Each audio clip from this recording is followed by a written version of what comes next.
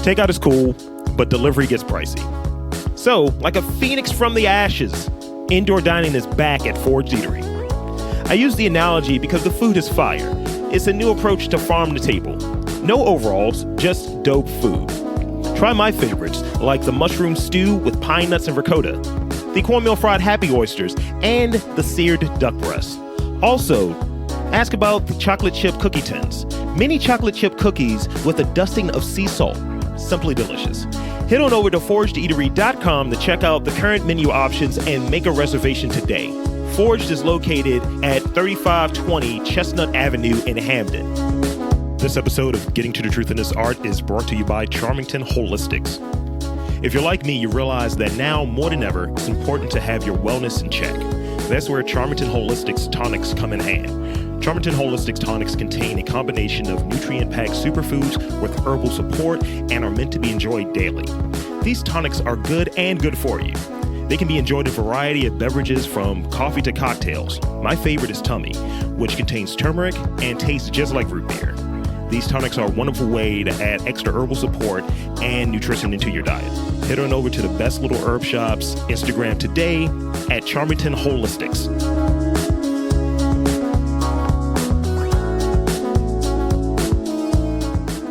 Welcome to Getting to the Truth in This Art. I am your host, Rob Lee, and today's guest is the owner of a small batch bakery specializing in scratch-baked pies, pastries, specialty cakes, all types of tasty things. We have Allie Smith from Bramble Baking Company. Welcome to the podcast. Thanks for having me.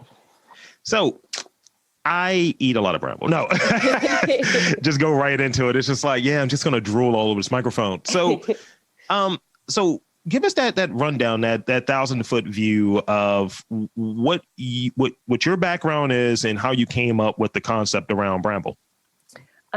So I actually am not a formally trained pastry chef or baker. So I studied to be an art museum educator. And that's actually what brought me to Baltimore originally. I moved here for a job at the Walters Art Museum.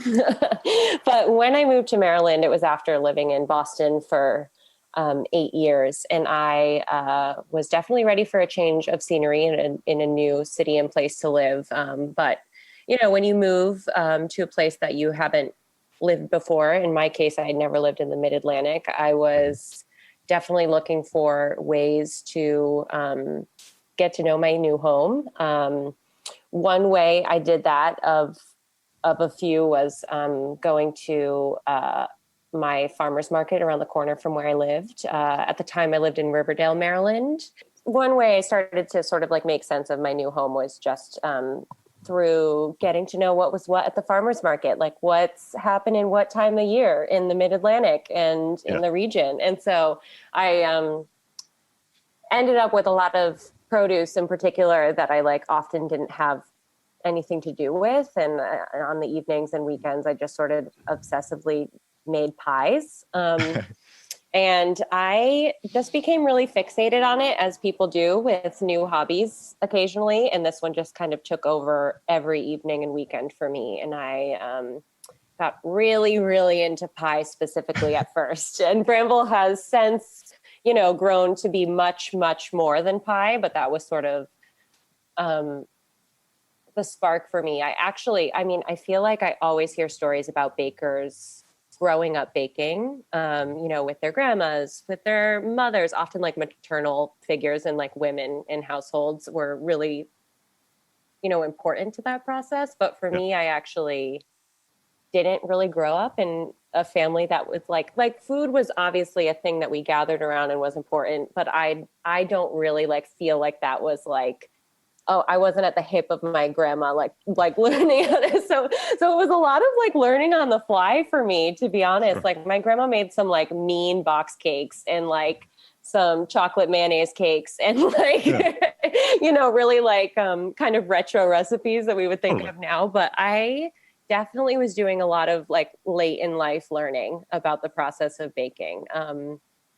I obviously studied to be an art museum educator, so I don't consider myself particularly science minded. But one thing I loved about baking was that it was kind of like this empowering, oh, it's like a science that I can like make sense of. And that felt really exciting for me as somebody that like had sort of arbitrarily categorized myself as like not a math and science person. Right. So yeah, I just got really obsessed with it. And,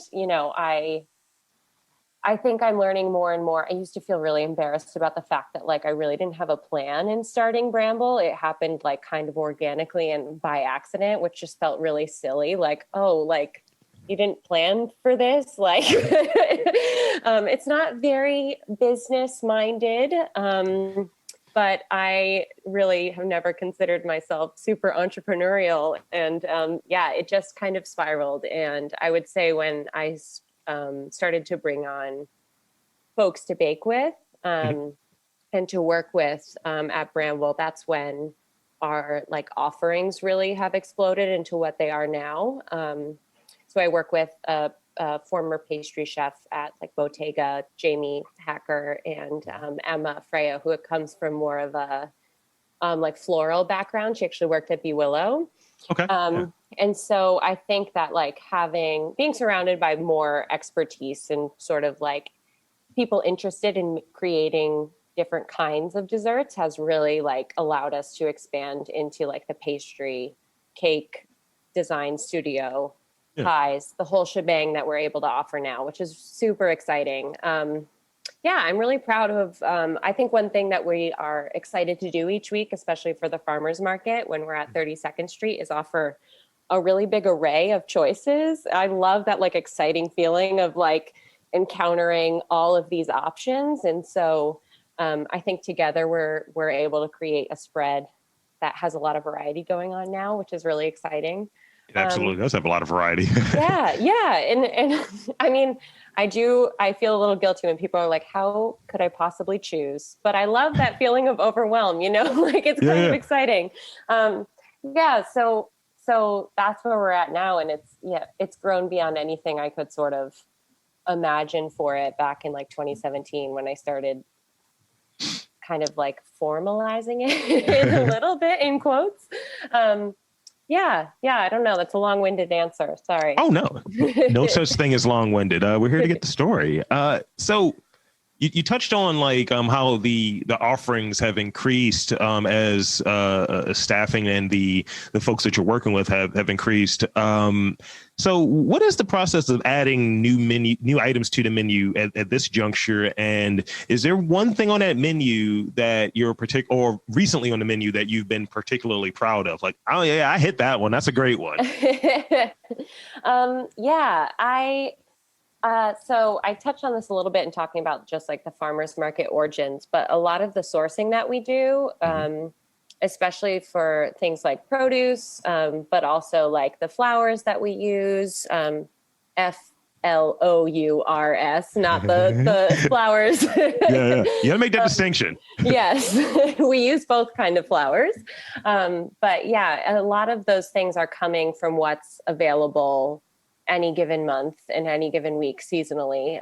So working with local farms, especially in the winter where we're at right now, provides you a sort of like limited structure because you have just only a certain set of options with which to roll with. So that's like a really great start for us, is being able to look at like farms offerings and get creative from there. Right now, my favorite item on our menu is actually a cake. And I think it speaks a little bit to kind of taking a nostalgic experience or like something we like to eat and drink and creating it in baked good form, which is kind of a big jumping off point for me. Like I think the most helpful piece of information I've received is just to bake things that you're really excited personally to eat. So we have very little on the menu, honestly, that I wouldn't be very excited about because, it's designed with that in mind, and hopefully people also like it. But the juniper citrus cake, which is sort of like a play on like a very refreshing citrusy gin drink. So in this case, it's like referring to like sort of the juniper sort of has gin vibes, and I really enjoy like a refreshing like gin and tonic and just like a super simple As do I. drink like that. Plus the like punchiness of the lemon curd that we have in it right now. I really am pretty proud of that cake. That's great. That's my favorite winter moment right now. Yeah. The juniper citrus cake. Okay. I mean, and I like I like that there is always a botanical thing. It just like when you mentioned that connection with, forgive me, the person who's working with you that worked with Bee Willow. Oh, Emma, Kinney, yeah.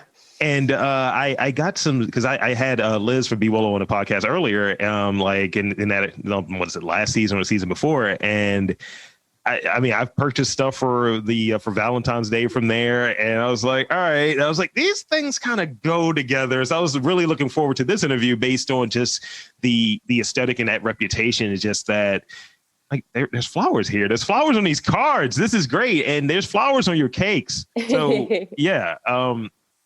So hit me with describe a memorable response that you've gotten. You touched on it before with like kind of it's not necessarily decision fatigue, but it's like, oh my God, this is so overwhelming. But as far as so many options, I need a dozen of these. Describe like a memorable response that you've had to your baked goods.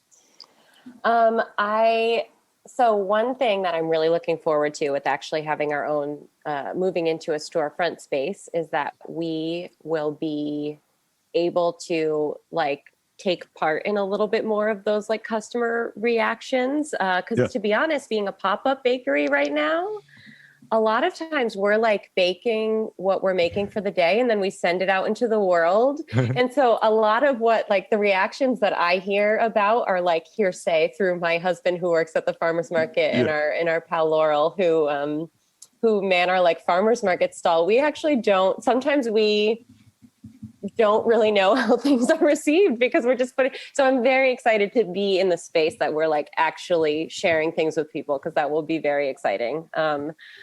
I think that I am super, that said, when I do like cover at the farmer's market or spend short amounts of time there, I'm really just like floored and humbled that like we can play like a day brightening part in people's weeks, especially during the pandemic.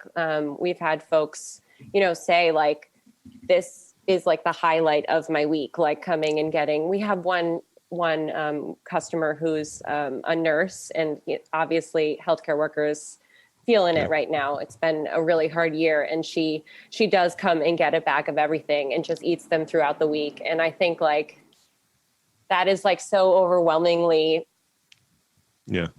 it's like, it's everything. I just like really don't even know what to make of that. And it's just very humbling and lovely to hear. So yeah, that's what sort of makes the long days and the physical work very worth it, Totally. It's good to hear.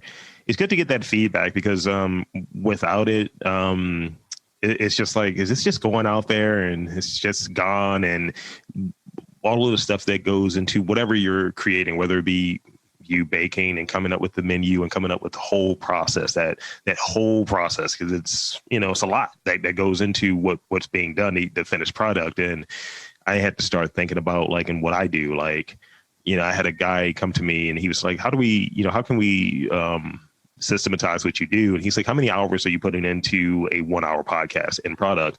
And I was saying like probably 4 hours, maybe 6. Mm-hmm. And, not getting that response from people when you're putting out this stuff. And as you touched on earlier, like vulnerability that's there, and just not getting any feedback. But when you get something that's positive or something that's like, wow, listen to this. This is great. It's great to hear about different creative processes. I'm happy about the work that you're doing. That means something. That feels great to hear. So getting that, it's almost like an affirmation. It's like, oh, thank you. Yeah. Here, extra butter this time or whatever. I don't know. So you touched on the new physical location, and it's in a great area. So how in that? So speak on that a little bit, and also maybe how important social media has been for how the business has been structured up until this point. Yeah. So we actually looked at the space, which is in Hamilton, Lauraville in Northeast Baltimore. 5414 Harford Road. See, that's that shameless plug already. I do love the ring of the address, like 5414. Like it just has a nice like It's a rhythm jingle. to it. But yeah, we looked at this space actually a whole calendar year ago now. And we're definitely not ready to move out of our current kitchen rental yet. Obviously, commercial kitchen space is very expensive, and we've been baking just south of the city in a spot where, like, you know, the price is really right. We'd have a lot of space to grow, but definitely we're starting to feel the growing pains. We're sharing a kitchen with a successful catering and like small food business, Gundalo Gourmet, that's opened up in Whitehall Mill. So they are really ramping up what they're doing. And we are also ramping up for farmers markets. So we just ran out of room. So we were like, all right, by necessity, we've got to move. So like, we've got to start looking for places. I haven't lived in Baltimore for too long. Like I said, I lived in Boston before I moved here. And I have gotten to know kind of central Baltimore more. I live in Station North, but have definitely spent some time in Northeast, either on cake deliveries and baked good deliveries, or just like there's so many great small businesses that I frequented in the like Harford Road corridor there, the Main Street. So I was always really excited about it because it has this sort of like Main Street feel while still being in Baltimore. Like it's a great like neighborhood feel while still being in the city. So we had looked at it, but it wasn't the right time. And I was just really grateful that it was still up for grabs a year later. And so, so we signed the lease. And I think that as far as your question about social media, that, you know, it can be a weird place. Instagram's a weird place. And I never thought of it as, I think probably because I wasn't necessarily thinking forward to Bramble growing as a business when it first started out. I was sort of thinking of it as, you know, a project, something I was really excited about, but a hobby. I didn't really realize the power of it at first, and sort of like really having people feel like they're connected to what you're doing. But I always tried to use it really authentically. And really tried intentionally to not give it too much thought, if that makes sense, because I figured that once I started thinking like too much about it, it would lose its power. You know, I think it would, you know, I find sometimes like some social media accounts can feel like a little robotic, and I still wanted it to sound like, you know, I was me, and we're growing as a business now. So, you know, figuring out what that looks like to sort of reflect all the voices involved in what we're doing, I think will evolve and change. But it's been really great to have such a like easy organic outlet to get the word out about things happening. I was blown away by the response when we announced that we were moving. And, you know, we did a GoFundMe campaign to sort of start helping with some of those costs in addition to going through the loan application process and all of those things. And I think Instagram has been completely essential to that. Like it's connected me to other bakers and, you know, inspirational business owners in other cities that, you know, I can have conversations with about really like tough topics. Like, there are just people out there thinking really critically about the food that they make. And I find Instagram, when I'm using it the right way and not doom scrolling, to be a really helpful tool in connecting me to those people. Yeah, I think at its root, if you use it, as you said, like properly, you're using it right, you're able to connect with people. And, you know, I had a lot of trepidation of my approach, but I was like, this is the system that I utilize. Like, I got to slide to people's DMs to be able to set it. I don't want to like post something that ultimately is, hey, would you want to be on this podcast? On like someone's message. I was like, it's just, you start getting the wrong people hitting you back. Yeah. It's like, I didn't intend you, you know, like, what is it? I didn't intend you, Necronomicon or whatever account that's following, you know, it's weird. You get some weirdos out boundaries, there. But yeah. So here's an interesting question I have. So if you could have dessert with anyone, who would the person be, and what would you have for dessert? Oh gosh. So this is where it starts to get harder in the podcast a little bit. I do like these sorts of questions. I feel like I interviewed for a lot of positions that were like educator positions, and educators love icebreakers and hard questions like this. So I'm familiar, but I was always terrible at the like, who would you want to have dessert or dinner with? I do know what I'd have for dessert, which is coconut cream pie, because it's my favorite dessert. We actually have not made it, in part because I'm too afraid to make my favorite dessert. You know, you do sort of like want to do justice to your like ultimates, right? Yeah, that was a real look of smugness on my face. So, say more. I've made it for family, but I really like eating other people's coconut cream pies as well. And there are many people that make a mean coconut cream pie. As far as who I would have dessert with, you know, I don't know. I don't. You know what? Hold on. I can maybe help out with it. Okay. I'll in the world of celebrity, if that helps. Like, what celebrity would it be? Because I think maybe the question was a little too broad. So it would be. I was really trying to rack my brain like a food celebrity, and I don't have like somebody in that realm that I feel like. Not that there aren't people doing amazing things out there, but I'm just blanking on them at the moment. I have a lot of like baking idols, but we listen to a lot of Rihanna in the kitchen. Okay, great. Now, this is a ridiculous answer, but if Rihanna would deign to have coconut cream pie with me and I could just sit with Rihanna, she doesn't even have to talk to me. Like, that's great. She doesn't have to say anything to me. But in honor of the fact that she has gotten us through many a 2 a.m. baking shift, I feel like that would only be fair to share some with her. And that is a great answer. You know, just, hey, you know, we're not going to play your music. We're not going to do that. We're just going to enjoy. I don't want to put any pressure. I don't even need to ask her for new music that we're all waiting for. I just want it. That's great. It could just be. So let's see. So I want to get maybe your insight on some of the challenges that you face, because it's kind of a like outside of COVID, because we kind of all understand that that's just atypical of what the normal would be, right? What are some of the challenges you face as in the baking space, but also in the entrepreneurial space? Because I would imagine there's some overlap, but there is some differences. So maybe, you know, speak on that a bit. Yeah, for sure.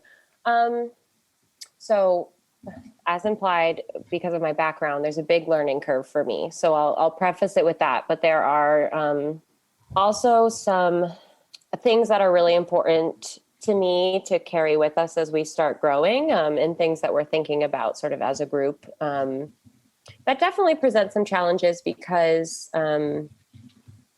food and beverage is a space of really low profit margin. Traditionally, it's really expensive to make food, and it's really expensive to use local ingredients. It's expensive to have a kitchen space, and you know all of the bills that come with it. And truthfully, I feel strongly about, like, as we move forward, you know, really prioritizing a living wage and a kitchen environment that provides like work-life balance and really moves away from like toxic kitchen environments, which because it's such tough, like physical work, the sense that I have is that that's, you know, sometimes a reality in food. And so I think like there is a tension there in wanting prices to be accessible while wanting to like give back to your employees and really value them and create a work environment in food that's like truly, you know, allowing people to live their fullest lives outside of work too. Yeah. So I think that like as we move forward, that like taking care of our people and making enough profit in order to do that, and also making enough profit to be able to like not be producing food and waste that's detrimental to the earth and planet, like juggling those three things, I think is definitely a challenge, but one worth having, and one that like I don't think Bramble, you know, really needs to exist if we're not prioritizing those things. So having those challenges, you know, as the ones that we're moving forward and trying to prioritize, I think is really important to me. Yeah. I think that like sums up my biggest like existential challenge of the moment. I think there are many, you know, small prongs from that, but you know, that sort of prioritization of taking care of people and also trying to give back whenever we can too, reallocating money to mutual aid efforts and, you know, great causes and organizations in the city is important to me too. If I'm going to have a for-profit business, that's really something that I want to prioritize moving forward.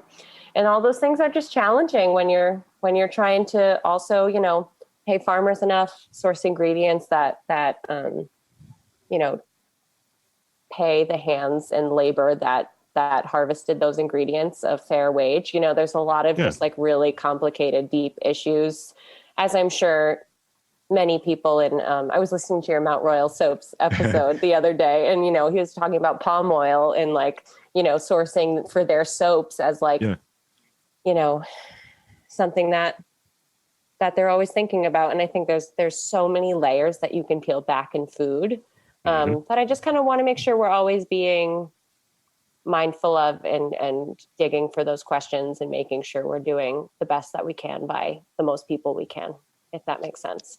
It makes sense, and it's great, and it's good to hear that is kind of it was a term they used at a previous employer, their North Star, but it's one of those like guiding principles, and it reeks of in the most positive way possible, like social responsibility and responsibility for the community that you're in.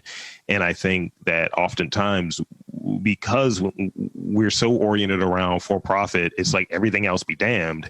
And it's just like right now, right? I think it's a very advantageous and kind of challenging spot outside of the pandemic and making money and all of that stuff. But some people, and those are all important things, but some companies, some businesses, and some individuals, they have not been the best on social media. And I think people don't forget it. And you kind of have certain things sticking out there that shows that, oh, the foundation of what your business practice or what your creative practice is, it was rooted in things that aren't the most savory, aren't the most community oriented. And you start seeing it as things get hard, and people don't forget those things. But to hear that, you know, that's really important for you. Like, this is why I buy pastries from you guys, because it's like you just come off as good people. And I admire to hear, I appreciate hearing that. Thanks. So I got two more questions. One is a ball buster question that I did not give you initially. All right. Yeah. Throw it at me. This might be the question that gets you kicked out of Baltimore. Who knows? We'll see. Oh my gosh. So I'm going to ask you this one first before we get to that tough question, the hot seat question. So this question, in your opinion, if you can finish this sentence and expound on it if you like, Baltimore needs more of what?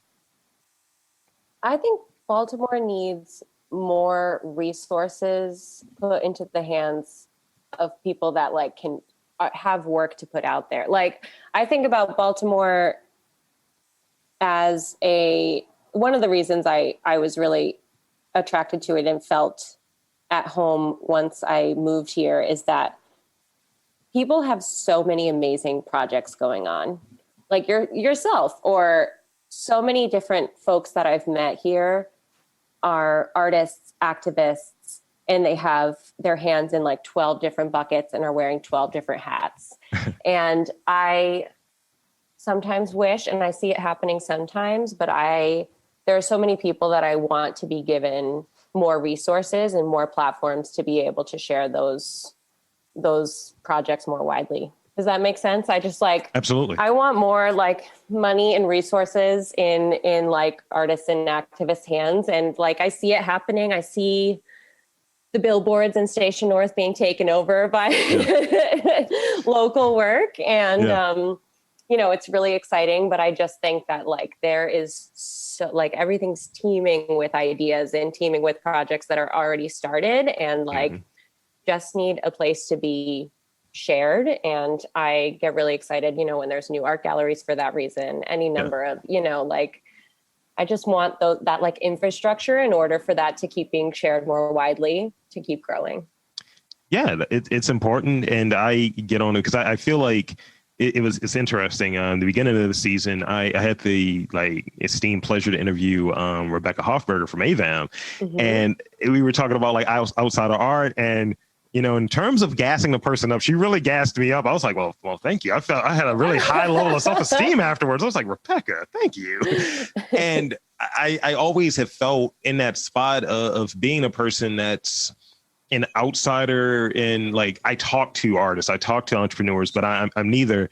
And I was like, well, I'm overlapping in both though. And that's the thing that I have to recognize. And in addition to that, I kind of see things from this standpoint that I really do agree with what you're saying about those resources said very plainly. I think we're under the impression here that there is a pie that has 8 slices.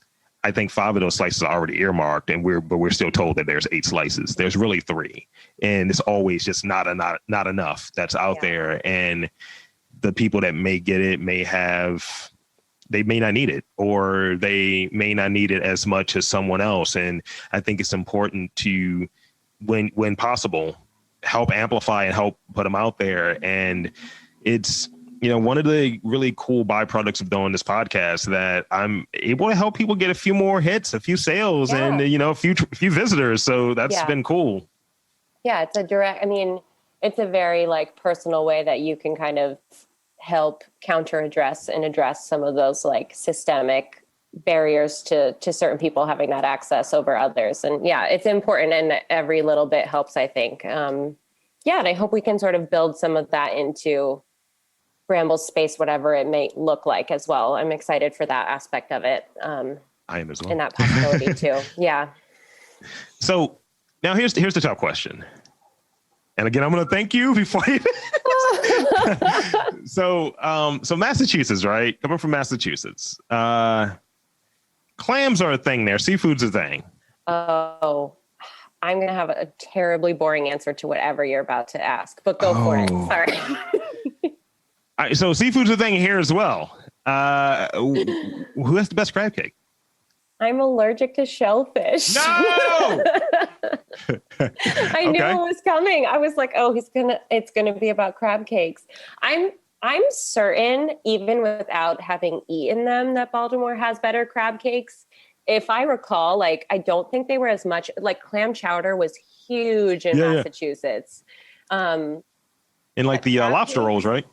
In lobster rolls, yes. Very much a lobster roll place. But I would be willing to bet money that crab cakes are better here. I just did not see them that much in New England, and I just have a feeling that Baltimore makes them better. I feel like that's our thing or what have you. So I'm gonna have to I'm gonna do an NA on that one. You're allergic, so you couldn't really answer that. Okay, let me try another one. I got one other one. What is your favorite landmark in Baltimore?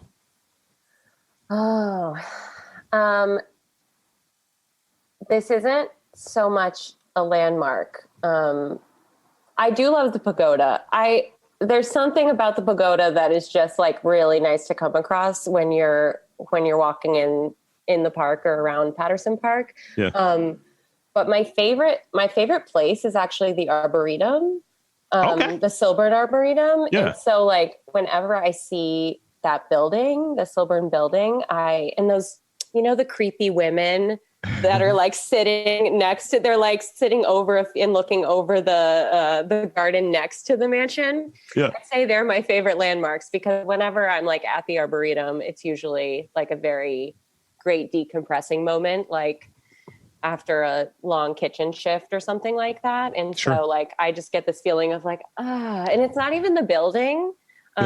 It's like more that I know the plants are near and here is the place of trees. And like, it sounds like a very the Arboretum. Yeah. That was a very like Poison Ivy from Batman lore kind of answer. Oh, the plants are here. Great. Friends. So you've listened to a few of the podcasts, so you know how this last segment goes. Shameless plugs. What do you got? Social media, all of that good stuff. Oh man, I kind of like peppered it in there, didn't I?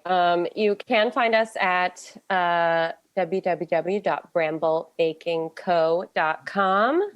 I will say people sometimes have trouble finding the website because we are sometimes known as Bramble Bakes because of our Instagram, but that Instagram handle was taken. So we have a very confusing many Bramble names and variations of Bramble Bakes / Bramble Baking Co. But we are bramblebakingco.com.